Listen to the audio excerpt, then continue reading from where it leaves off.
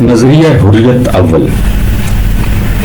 امریکی انقلاب 1776 کا سن امریکہ کی تاریخ میں دو مختلف نہایت قریبی طور پر مربوط واقعات کی وجہ سے یادگار رہے گا۔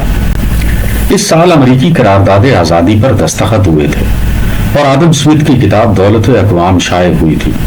اسمتھ معاشیات کے لیسی فیرے ادارہ فکر کے اولین نمائندوں میں سے تھا۔ اس کی تصنیف جو بین الاقوامی آزادانہ تجارت کے فوائد کی بہترین وکالت کرتی ہے، ایک ایسی کتاب ہے جسے ہم اقتصادی نظریہ حریت کا اولین منشور بھی قرار دے سکتے ہیں۔ حالانکہ یہ تصنیف بہت زیادہ تاخیر سے شائع ہوئی ہے، اس لیے کسی طرح بھی اس نے منشور آزادی کے دستخط کنندگان پر براہ راست اثر نہ ڈالا ہوگا۔ یہ حقیقت کہ دونوں دستاویزیں ایک دوسرے سے کچھ ماہ بعد منظر عام پر نمودار ہوئی محض صرف حسن اتفاق ہی نہیں ہے، یہ دونوں ان خیالات و افکار کی مظہر ہیں جو بحر اوقیانوس کے دونوں جانب عرصہ دراز سے پھیل رہے تھے۔ دولت اقوام نے حریت پسند عقائد کا اظہار اور وہ بھی ایک واضح اور مؤثر نظریہ کے روپ میں کر کے اس بات کی نشاندہی کی ہے کہ اب ایک جدید نظریاتی دور کا آغاز ہونے والا ہے۔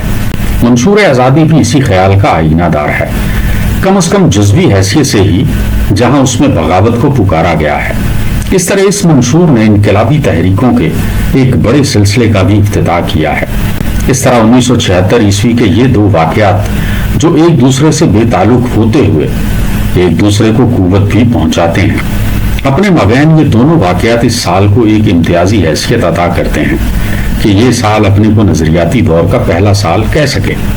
آدم اسمتھ کے اقتصادی نظریات۔ جس مسئلے پر آدم اسمتھ نے ذاتی توجہ دی ہے وہ حکومت اور تجارت کے درمیان ایک نیا رشتہ تھا جو 18ویں صدی میں ترقی پا رہا تھا۔ کسی بھی اچھے حاکم یا بادشاہ کے لیے یہ اس کی ابتدائی ذمہ داری ہوتی ہے کہ وہ اپنی رعایا کی معاشی اور اقتصادی بھلائی کے لیے مناسب انتظام کرے۔ اس کام کو انجام دینے کا روایتی طریقہ یہ تھا کہ حکومت خود بڑے پیمانے پر ملکی اقتصادیات میں اپنی گرفت مضبوط رکھے۔ صنعتی انقلاب کی ابتدائی منزلوں میں یہ بات ایک کلیہ کے طور پر مانی جاتی تھی کہ اچھے دانشور حکمراں ایجادات و اختراعات کے سلسلے میں قیادت کی ذمہ داریاں انجام دیں گے۔ یہ توقع ناکامی سے دوچار نہیں ہوئی۔ باشعور اور بلند حوصلہ شہزادے ایک دوسرے سے مقابلہ کرتے تھے اور اپنی اپنی سلطنتوں میں اجارہ داری کی مراعات اور خاص سہولتیں مہیا کر کے تجارت اور صنعت کو فروغ دیتے تھے اور تاجروں کی حوصلہ افزائی کرتے تھے۔ تمام تر حکمت عملی یہ تھی، جسے تجارتی نظریہ کا نام بھی دیا گیا تھا، کہ سونے اور چاندی کے محفوظ ذخائر میں اضافہ کیا جائے جو اس زمانے میں حقیقی دولت اور خوشحالی کی بنیاد سمجھے جاتے تھے، اور یہ چیز بین الاقوامی تجارت کو متوازن رکھنے، برآمد کو بڑھانے کی حوصلہ افزائی کرنے اور درآمد کم کرنے کے ذرائع ہی سے انجام دی جا سکتی تھی۔ یہ سب باتیں ایجادات و اختراعات کی حمایت میں کئی شکلوں میں پیش آئیں۔ غیر ملکی بازاروں پر قبضہ حاصل کرنے کی کوشش میں اور اسی وقت خانگی متبادل اشیاء قیمتی غیر ملکی درآمدات میں تلاش کرنے میں تجارت پیشہ حکومتیں تجارتی اور صنعتی طریقوں کی اصلاح میں زیادہ دلچسپی رکھتی تھیں، لیکن جیسے جیسے وقت گزرتا گیا تجارتی نظریہ اقتصادی ترقی کے راستہ کا روڑا بنتا گیا اور لوگ اسے ایسی رکاوٹ شمار کرنے لگے جو کسی طرح اقتصادی ترقی کو امداد نہیں پہنچا سکتی۔ تاجروں اور صنعت کاروں نے جس مناسبت سے تجربوں اور دولت میں اضافہ کیا، اسی قدر کم قانونی رعایتوں پر انحصار کرنے لگے۔ قانونی رکاوٹوں نے انہیں بے حد پریشان کیا۔ ایک آدمی جو یہ محسوس کرتا ہے کہ اس کا مال کسی دوسرے ملک کے مال سے مقابلہ کر سکتا ہے، وہ برآمدی تحفظات سے بے نیاز رہے گا اور برآمدی رکاوٹوں پر نالاں رہے گا۔ ان حالات میں سرکاری قوانین رحمت کے بجائے زحمت شمار کیے جاتے ہیں۔ اس طرح کے روایتی خیالات سے یہ سوال پیدا ہوتا ہے کہ اقتصادیات اور سیاست میں کیا رشتہ ہے۔ دولت اقوام کا منشا یہ تھا کہ صحیح اقتصادی بھلائی نہ تجارتی نظریہ کو اپنانے سے حاصل ہوگی، نہ کسی دوسرے طریقے سے کہ عالمی تجارت کو قوانین میں باندھ دیا جائے، بلکہ اسے قیود سے مکمل طریقے سے آزاد کر کے ہی حاصل کی جا سکتی ہے۔ افراد اور اقوام کی صحیح دولت سونے اور چاندی کے کم یا زیادہ ذخائر سے نہیں ناپی جاتی، بلکہ جس چیز کی اہمیت ہے وہ یہ ہے کہ ان لوگوں کے پاس کس مقدار میں کس قسم کے مال اور خدمات موجود ہیں۔ اگر زیادہ باکمال صنعت کار جہاں جی چاہے مال بیچنے کے لیے آزاد ہوں تو ان کے آپس کا مقابلہ قیمتوں کو ایک صحیح سطح پر لے آئے گا، اور وہ قیمت اس کے عالمی قیمت بن جائے گی، اور صرف کرنے والوں کو اپنے روپے کے عوض زیادہ بہتر مال مل سکے گا۔ اگر اس طریقے میں کسی طرح سے رکاوٹیں ڈالی گئیں تو اچھا مال بازار سے اٹھ جائے گا۔ اس طرح صرف کرنے والے مجبور ہوں گے کہ نااہل صنعت کاروں کی قیمتی مال کو ناقص حالت میں خریدیں۔ اس طرح مال کی فراہمی اور مال کی ضرورت کے آسان قانون کو جب فطری راستہ پر گامزن ہونے کا موقع دیا جائے گا تو اپنے آپ اقتصادی فلاح زیادہ سے زیادہ حاصل ہوگی، اور وہ حکومت جو اس فطری سلسلہ عمل میں رکاوٹیں ڈالتی ہے وہ اقوام کی دولت میں کمی کرتی ہے۔ لیسے فیری معاشیات کے نظریاتی ماخذ۔ حالانکہ آدم سمتھ اپنے متبعین سے کم دور گیا تھا جہاں تک فری مارکیٹ کی تعریف کا تعلق ہے، مگر اس کا اقتصادی حریت پسندی کا نظریہ ایک مؤثر نظریہ کا خام مواد رکھتا ہے۔ بین الاقوامی سطح پر آزادانہ بیوپار کرنے کے سلسلے پر اس کی دلیل محض ایک خاص مقدمہ ہے جس میں عام تجاویز کے طور پر یہ بتایا گیا ہے کہ انفرادی ذاتی دلچسپی سماجی ارتقاء کی اولین منزل ہے، کیونکہ آدمی بہترین منصف ہوتے ہیں۔ دلیل اس طرح جاری رہتی ہے اور اپنی خصوصی ضروریات اور صلاحیتوں کو منصفانہ نظر سے دیکھنا جانتے ہیں۔ اس کے نتیجہ میں انسانی اور مادی وسائل کا زیادہ معقول استعمال اپنے آپ ہوگا۔ اگر لوگوں کو اپنے فطری میلانات کے مطابق کام کرنے کی اجازت دی جائے اور انہیں آزادانہ مقابلے کے حالات میسر ہوں، یہ بات نہ صرف بین الاقوامی تجارت کے معاملے میں صحیح ہے بلکہ عام طور سے ہر جگہ کے لیے صحیح ہوتی ہے۔ اگر آدمیوں کو زبردستی اپنی مرضی کے مطابق کام کرنے سے روکا گیا تو ان کی ذاتی اپج اور اختراع کی صلاحیت گھٹ کر ختم ہو جائے گی۔ اگر ان قوتوں کو آزاد کر دیا گیا تو انسانی وجود کے حالات میں تیزی کے ساتھ ترقی اور اصلاح لازمی طور پر ہوگی۔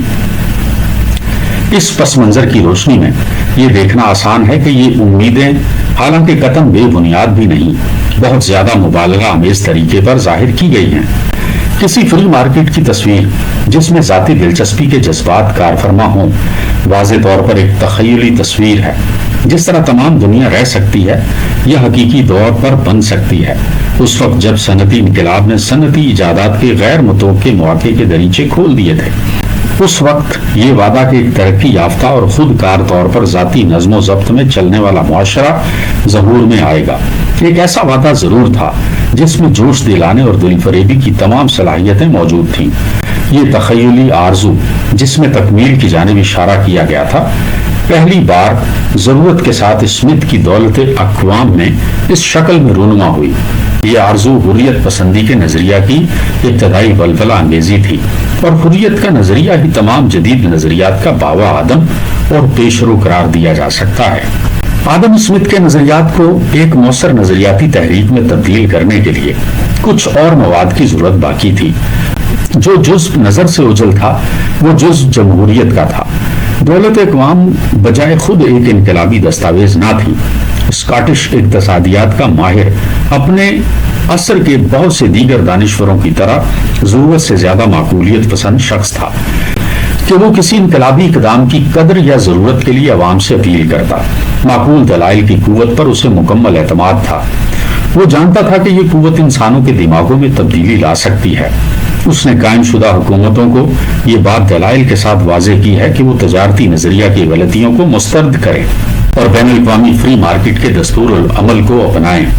ذہین حاکموں اور بادشاہوں کو لازم تھا کہ وہ ایسے لاہے عمل کی خوبیوں کو سراہیں جو تمام انسانوں کی بہتری اور خوشحالی کی حامی ہوں، جس میں کہ حاکم بھی بذات خود محکوم کے ساتھ شامل ہوں۔ آدم اسمتھ نے اصل میں دانشوروں سے ہی خطاب کیا ہے، انقلابی عوام سے بالکل نہیں۔ امریکی انقلاب کا نظریاتی پہلو۔ ہمیں جمہوریت پسندی کی تحریک کی اولین مثال معلوم کرنے کے لیے امریکی انقلاب کی جانب رخ کرنا پڑے گا۔ یہ انقلاب واضح طور پر جمہوری انقلاب تھا اور اس طرح سے اسے مکمل طور پر نظریاتی بھی کہا جا سکتا ہے۔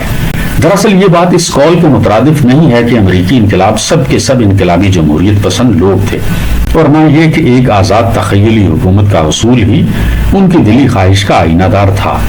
بڑی حد تک یقیناً برطانیہ عظمیٰ اور اس کی شمالی امریکی نو آبادیات کے درمیان تنازع ایک قدیم طرز کی لڑائی تھی، اور اس طرح جس انقلاب کا آغاز ہو رہا تھا وہ قدامت پسندانہ انقلاب تھا۔ مغربی سیاسی افکار میں یہ بات نہایت عام ہے کہ رعایا یا محکوم افراد کے کچھ بنیادی حقوق ہوتے ہیں۔ फितरी रिवायती या मुआहदे की शक्ल में, और जो हाकिम या बादशाह इन बुनियादी हुकूक से इनहराफ करता है वो जालिम और जाबिर हुक्मरान है। इस तजवीज़ के पसे पुश्त निहायत मजबूत ताकत भी मौजूद थी कि जुल्म के खिलाफ बगावत कानूनी तौर पर जायज़ है। ये नज़रिया ख़ास तौर पर इंग्लिस्तान में मुरव्वज था, जहाँ 17वीं सदी तक इसको 2 बार अमल में लाया गया ताकि कामयाब इनकलाब का जवाब पेश किया जाए। शिमाली अमेरिका के नौ आबादियाती बाशिंदे खुद को अंग्रेजों के रिवायती हुकूक का वारिस समझते थे। जब मादरे वतन से ताल्लुकात खराब हुए तो इनकलाबियों के लिए खुद को इंसाफ पर गामजन साबित करने के लिए कायम शुदा आइन के मुहाफिज की हैसियत से नुमायां होना पड़ा। ये यकीनी तौर पर कदामत पसंदाना अंदाजे फिक्र होते हुए भी अमरीकी इनकलाब में अपना नुमायां किरदार हमेशा अदा करता रहा। लेकिन इस तहरीक के हामियों में एक बहुत ज्यादा हुर्रियत पसंद तबका भी शामिल था। ये लोग रिवायती हुकूक के मुकाबले पर फितरी हुकूक पर ज्यादा जोर देते थे। वो माजी के बजाय मुस्तकबिल की जानिब देखना ज्यादा पसंद करते थे और चाहते थे कि जल्द नए किस्म की आजादियों का क़याम अमल में लाया जाए। उन लोगों की अमली जद्दोजहद और काविशों ने अमरीकी इनकलाब को एक मजबूत नजरियाती रुख अता किया। तजारती आज़ादी के नजरिया की मुखालिफत ने अमरीकी नौ आबादियाती बाशिंदों को हुर्रियत पसंदी की तहरीक की जानिब माइल किया। हालांकि अब तक दौलत इक़वाम मंजर आम पर नहीं आई थी। इस किताब में इस निज़ाम के खिलाफ निहायत मजबूत दलाइल मौजूद हैं। अमली तजरिबा ने अमरीकियों की कसीर तादाद को इस निज़ाम का मुखालिफ बना दिया। तजारती नजरिया की फितरत ऐसी थी कि यकीनन नौ आबादियाती ममालिक इसके नुकसानात से बखूबी वाकिफ हो सकें। तजारती नजरिया के मुताबिक नौ आबादियात का खास काम मादरे वतन को खाम माल मुहैया करना है ताकि बैन अल-अक़वामी तजारत का मुवाफिक तवाज़ुन कायम हो सके। नहीं तो यह खाम माल दीगर समुंदर पार ममालिक से खरीदना पड़ेगा और मादरे वतन को एक महफूज बाजार भी तही नौ आबादियात मुहैया करती हैं जहां मादरे वतन का तैयार शुदा माल फरोख्त हो सके। जहाज रानी के एक्ट या कानून का मकसद या मुंतहाए नजर यही था और दूसरे कवानीन भी इन्हीं मकासद के पेश नजर वज़ा किए गए थे। इन कवानीन के नफाज से बरतानिया उज़्मा और अमेरिका के माबैन इक्तसादी ताल्लुकात पाबंदी के साथ कायम थे। नौ आबादियाती बाशिंदों को बरतानवी बाजारों तक ही अपनी तजारत महदूद रखना पड़ती थी और उनकी सनतें कायम करने की कोशिशें भी सख्ती के साथ महदूद रखी जाती थी। एक नए मुल्क में जहां इक्तसादी तजारती तजरीबात के गैर महदूद मौके मौजूद हों वहां ये पाबंदियां बहुत जल्द मुस्तकिल शिकायत की सूरत इख्तियार कर लेती हैं। हालांकि नाजायज तरीके पर माल की दरामद और बरामद और दूसरी गैर कानूनी हरकतों से इस संगीन सूरत हाल में अफाका होता था। अमरीकियों के लिए इस नतीजा पर पहुंचना ऐन फितरी था कि उनकी सलाहियतें कभी भी बरूए कार आ सकेंगी जब तक वो अपनी सनतों को खुद कायम करने के लिए आज़ाद ना हो और उन्हें ज्यादा साजगार बाजारों में माल खरीदने और फरोख्त करने की मुकम्मल आज़ादी हासिल होगी। क्योंकि फ्री मार्केट अंग्रेजों के रिवायती हुकूक में कभी शामिल नहीं थी। उन हुकूक की कदामत पसंदाना मुदाफत को अमरीकी इक्तसादी दिलचस्पी से वाबस्ता करके इस अमर का जवाब मुश्किल से पेश किया जा सकता है। इनकलाबी हुर्रियत पसंदी इन हालात के मातहत आवाम के लिए एक मौसर और मजबूत जरिया अमल बन सकता था। 1775 ईस्वी में हालात मद्दो जज़र के रूप में थे। ऑवरेट की दुश्मनियां मंजर आम पर आ गई थी। ये साल कनकार्ड और लैंगटन का था। हुर्रियत के फर्जंदों और मुरासलत की कमेटियों के जरिए इंतहा पसंद कामयाबी हासिल कर चुके थे और उन्होंने एक मकबूल आम इनकलाबी तहरीक की मुनज़्ज़म बुनियादें भी रख दी थी। लेकिन अभी तक ये सांचा ढला नहीं था। रिवायती वफादारी की जंजीरें अभी तक मजबूती से महसूस की जाती थी और अब तक किसी मंशूर आज़ादी के जरिए वो आबादियाती बाशिंदों ने इस बात का ऐलान नहीं कर पाया था कि वो इन जंजीरों को हमेशा के लिए तोड़ चुके हैं। अक्सर ये यकीन करते थे कि अगर टैक्स बगैर नुमाइंदगी के ना लगाया जाए और दूसरे मामलात में भी रियायतों का ऐलान कर दिया जाए तो सब कुछ फिर मामूल पर आ जाएगा। इस अंदाजे फिक्र की वजाहत एडमंड बर्ग की तकरीर में कर दी गई थी। ये तकरीर अमरीकी नौ आबादियात के साथ मसालहती कोशिशों के बारे में थी। पेन का कॉमन सेंस। इस मौका पर एक नई बात रूनुमा हुई। ये थी थॉमस पेन की तसनीफ जिसका उन्वान था कॉमन सेंस। इस इनकलाबी पंफलेट ने बहुत जल्द शोहरत और वसी अशायत हासिल कर ली اور اس کا بڑا اثر بھی ہوا۔ یہی وجہ ہے کہ سیاسی انقلابی افکار پر مبنی مضامین میں اسے سب سے زیادہ کامیاب دستاویز تاریخی اعتبار سے بھی تسلیم کیا جاتا ہے۔ اس مضمون کا مصنف امریکی نہ تھا بلکہ ایک تازہ وارد انگریز مہاجر تھا۔ اس کے تجربات نے اسے ایک انقلابی جمہوریت پسند انسان بنا دیا تھا، کیونکہ وہ معاشرے میں ایک ناکامیاب اور غریب آدمی تھا۔ اس کے لیے بائینہ ہی دوسرے مہاجروں کی طرح جو ماضی اور حال میں امریکہ آئے ہیں، امریکہ مواقع پیش کرتا ہے۔ ایک ایسا دیش جہاں انسان رسمی قیود اور پابندیوں سے آزاد ہو سکتا ہے اور سامراجی طبقوں کی اظہار ثانی سے محفوظ رہ سکتا ہے اور اپنی قابلیتوں اور صلاحیتوں سے استفادہ اٹھا سکتا ہے، کیونکہ یہاں مکمل طور سے سیاسی اور سماجی آزادی کی فضا اسے حاصل ہے۔ امریکن آبادی کے اصول اور طبیعت کے خلاف اسے یقین تھا کہ آنے والا انقلاب انگریزوں کی روایتی آزادیوں کے حق میں ہی نہ ہوگا بلکہ انسان کے انقلابی حقوق کی حمایت میں ہوگا۔ اس کے ذہن کی حالت یقیناً نظریاتی قسم کی تھی۔ اس کا مطمع نظر کامن سینس لکھنے میں صرف یہ تھا کہ وہ امریکی عوام کو اس بات پر آمادہ کرے کہ وہ فیصلہ کن طور پر اپنے رشتے برطانیہ سے توڑ دیں اور اپنے مستقبل کو جمہوری حریت پسندی سے مستقلاً وابستہ کر لیں۔ بہت حد تک کسی دیگر شخص کے علاوہ اس نے امریکی انقلاب کے نظریاتی پہلوؤں کی ترجمانی اور حوصلہ افزائی کی ہے۔ پین کے حریت پسندی کے نظریات کی مرکزی بحث عام حریت پسندی کے نظریہ کی طرح ایک مبالغہ آمیز اعتقاد ہے کہ جس سے سماجی عمل کے فطری امکانات اور ان کے لیے ایک متبادل طریقہ کار بھی معلوم ہو جاتا ہے، جس سے حکومت کی انتظامیہ کی ضرورت بھی نہایت قلیل رہ جاتی ہے۔ حریت پسندوں کی اکثریت کی طرح وہ اتنی دور تک نہیں گیا کہ یہ کہہ دیتا کہ امریکی عوام خالصتاً نراجی حیثیت اختیار کر لیں۔ وہ اس بات کو تسلیم کرتا ہے کہ انسانی فطرت کبھی بھی مکمل نہیں کہی جا سکتی، اور یہ کہ اگر آدمیوں کو ان کی تدبیروں پر چھوڑ دیا جائے گا تو وہ اپنی آزادی کے استعمال میں دوسروں کی آزادی کو خطرے میں ڈال دیں گے۔ قانونی یا غیر قانونی دباؤ آخرکار مساوی طور پر آزادی کی تخریب کرتا ہے، اس بات سے قطع نظر کہ یہ دباؤ مخصوص افراد نے یا حکومت کے جابر کنان نے استعمال کیا ہو۔ حکومت ایک ضروری اور نہایت مناسب تدبیر ہے تاکہ آزاد انسانوں کی شخصیت اور جائیداد محفوظ رکھی جا سکے۔ اسے قانونی طور پر استعمال کیا جا سکتا ہے تاکہ عوامی خدمات انجام دی جا سکیں جو کسی اور طریقہ سے انجام نہیں پا سکتی، اور یہ خدمات ہمارے مشترکہ مفاد کے لیے ہوتی ہیں۔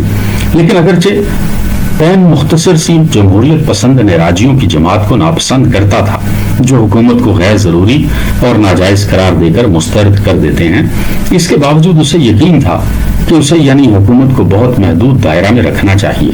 انسانی زندگی کی بہت سی مثبت اقدار جن میں اقتصادی اقدار شامل ہوتی ہیں کسی غیر شعوری سماجی عمل کا نتیجہ ہوتی ہیں۔ حکومت کا ابتدائی کام اپنی اقدار کی تخلیق نہیں ہوتا بلکہ مجرموں سے انسانی اقدار کی مدافعت کرنا اس کا فرض ہوتا ہے، کیونکہ یہ اقدار سماج نے تخلیق کی ہیں۔ مختصراً پین کہتا تھا کہ حکومت ایک ضروری برائی کی طرح ضروری ہے۔